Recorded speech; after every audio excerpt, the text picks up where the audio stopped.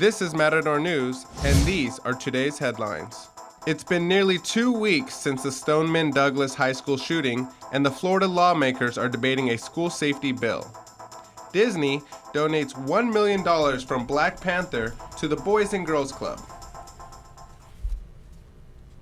Good afternoon, and welcome to Matador News. I'm Nathan Espinosa. And I'm Vanica Santos.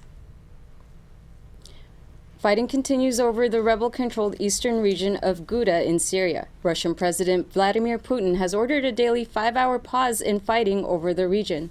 But humanitarian rights activists on the ground report fighting and gunfire today, the first day of the proposed order.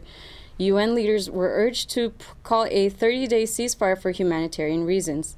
Putin also called for a safety corridor that food and supplies could safely pass through into the war-torn region.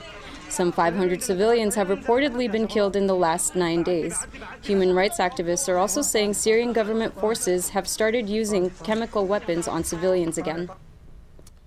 DACA program recipients catch a break from Trump's order to eliminate the program on March 5th. The Supreme Court decided not to review Trump's appeal on a lower court's ruling that the executive order was unlawful. The Supreme Court decision allows this issue to run its normal course through the U.S. Court of Appeals. Trump is disappointed with the decision, saying it is a very, very sad thing. DACA is going to be put back into the Ninth Circuit. You know, we tried to get it moved quickly because we'd like to help DACA. I think everybody in this room wants to help with DACA. But the Supreme Court just ruled that it has to go through the normal channel, so it's going back in. The Supreme Court also ruled this morning that detained immigrants are not entitled to mandated probation hearings every 6 months. Justice Samuel Alito Jr. says the law authorizes detention until the end of applicable proceedings. President Trump is scheduled to visit California next month. One of his first stops will be San Diego, where he's set to talk construction and to view prototypes for the proposed border wall. 8 prototypes of the wall are on display near the border east of San Diego. They're all made of steel, concrete, and spikes. He'll also be stopping into LA to attend the Republican National Committee fundraiser, where he's the headliner for the event. This is the president's first visit to California since taking office. He's been especially critical of California in the recent months, expressing his disapproval of sanctuary cities in the state. Florida state Republican lawmakers have rejected Democratic-filed amendments on gun control. The amendment to ban assault weapons was rejected on an 18-11 vote. The Florida House Appropriations Committee is also considering a bill to raise the minimum age to buy rifles from 18 to 21. This bill would also create a 3-day waiting period all gun purchases. Some other states are looking into school safety too. Matador News reporter Manuel Fuentes is in the studio with more on the bill to arm teachers. Thank you, Vanica. Mississippi lawmakers are amending a bill to allow some teachers and professors to carry guns in schools and colleges. Teachers and professors with advanced training and permits will be allowed to carry arms. CSUN Educational Leadership and Policy Studies professor Jack Bagwell says children's and students' safety can be at risk if a teacher is carrying a weapon in class.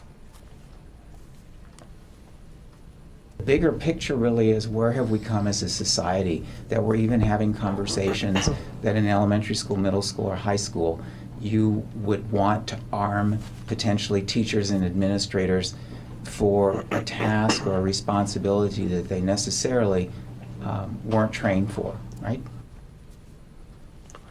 Some CSUN students says there should be alternatives for safety other than carrying guns in schools.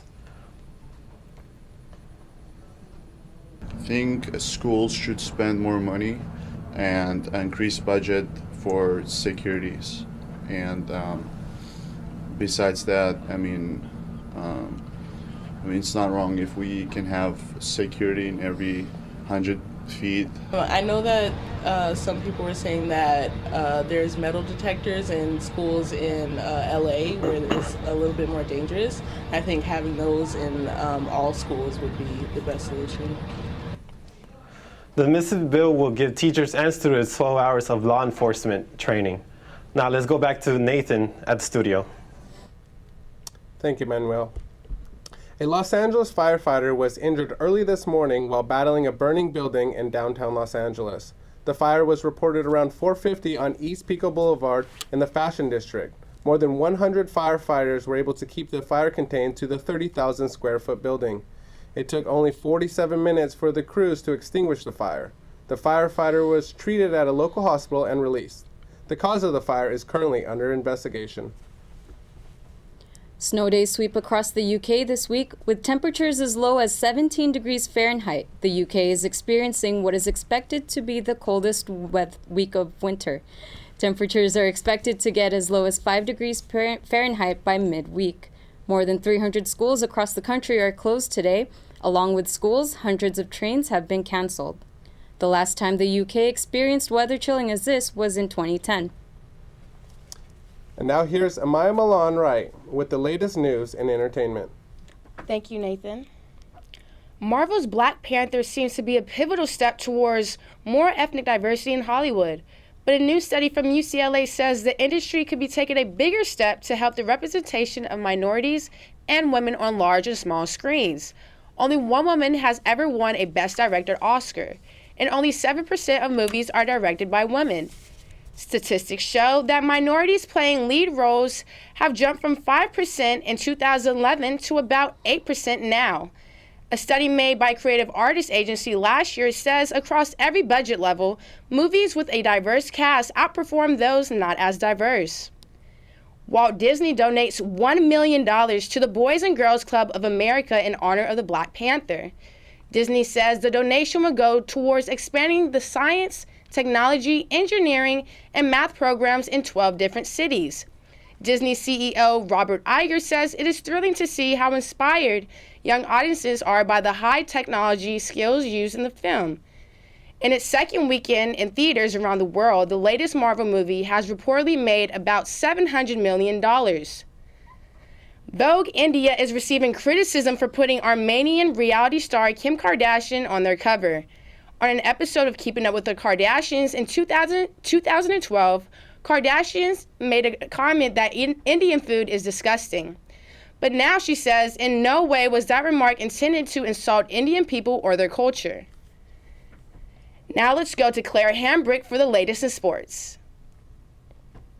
Dallas Mavericks owner Mark Cuban says tanking is the team's best option at this point in the season, but the face of the franchise, Dirk Nowitzki, doesn't agree. Nowitzki says he doesn't want a culture among the players that's giving up and quitting and not playing hard. He wants the players to compete all the time and play hard. There's been controversy lately among the NBA with teams purposely losing to have a higher pick in this year's draft. Cuban was fined $600,000 for his comments after they were deemed detrimental to the league. The defending NBA champion Golden State Warriors will be visiting the White House while in D.C. to play the Wizards this week. President Trump withdrew the Warriors' invitation in September. The team is heading to the National Museum of African American History and Culture. They plan to bring children to the museum and teach them some life lessons while giving them great memories. The Lakers picked up their third win in a row with a score of 123-104 against the Atlanta Hawks. In the first half, the Lakers hit 10 three-pointers and 3 triples. Brandon Ingram and Julius Randle combined to score 40 points and grabbed 20 rebounds. Lonzo Ball hit all 3 of his three-pointer attempts, finishing with 7 rebounds and 5 assists after being out for knee soreness. The Lakers have already tied their total win record from the last season. They will continue on their 4-game road trip at Miami on Thursday. Now back to Amaya Milan for the latest in business. Comcast is trying to stop Rupert Murdoch's takeover of the broadcast company Sky UK. Comcast is offering $29 billion for the company. Comcast Chairman and Chief Executive Brian Roberts says Comcast intends to use Sky as a platform for growth in Europe. He says adding Sky will increase international revenues. Comcast says it does not foresee any media plurality or regulatory issues.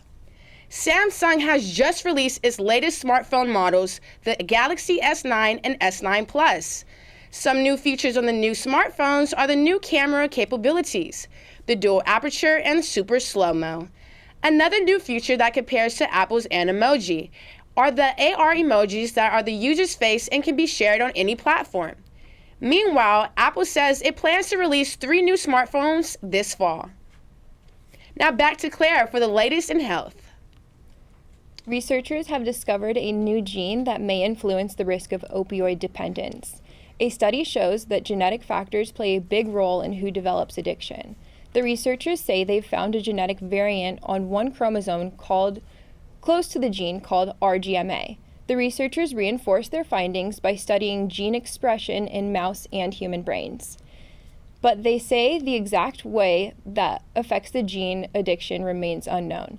The Yale researchers published this in the Journal of Biological Psychiatry last week. A new article by CNN has found the 10 best foods for your heart. Some of those foods include avocados, which can reduce blood pressure, oats and beets, which boosts the immune system, and olive oil, which improves heart and brain health. Scientists say that a low sodium and balanced diet mixed in with exercise and stress reduction is the healthiest way to live. Now to Matador News reporter Melissa Rodriguez in the newsroom with Jade's National Eating Disorder Awareness Week. Joint Advocates on Disordered Eating, known as JADE, is a peer education program at CSUN dedicated to the awareness and prevention of eating disorders. Every year, JADE peer educators organize a National Eating Disorders Awareness Week. They provide different workshops to help CSUN students gain more knowledge about healthy eating and body image positivity. National Eating Disorder Awareness Week is a week dedicated to eating disorders, disordered eating, positive body image, sponsored by JADE. It's through the University Counseling Services. What kind of workshops are you providing to CSUN students? So we actually have quite a few. It's like an extent of 3 days. So we have one just specifically for athletes. We have a movie premiere also, which is about an individual with an eating disorder. We have intuitive eating, which is like where we get to learn how to properly eat and have good food habits. And we have like a cooking class where we show students how to like make good meals without like necessarily thinking they're going to gain lots of weight. I think by going to these events, it's just kind of a way to open your mind to, the way that you talk to your body, the way that we interact with one another, how the media affects our body image, and just overall being positive and raising awareness about, the truth behind the mental disorder about eating disorders and disordered eating. If you want more information about JADE, JADE is located in Bahamian Hall 520. Their office hours are Monday through Friday through 8 in the morning to 5 in the evening. And now let's go back to Vanica for today's weather. Ladies and gentlemen, grab your umbrellas because we're going to see occasional showers this afternoon. Today in Northridge, we will see a high of 55 degrees, but layer up tonight because we will dip into the low 40s.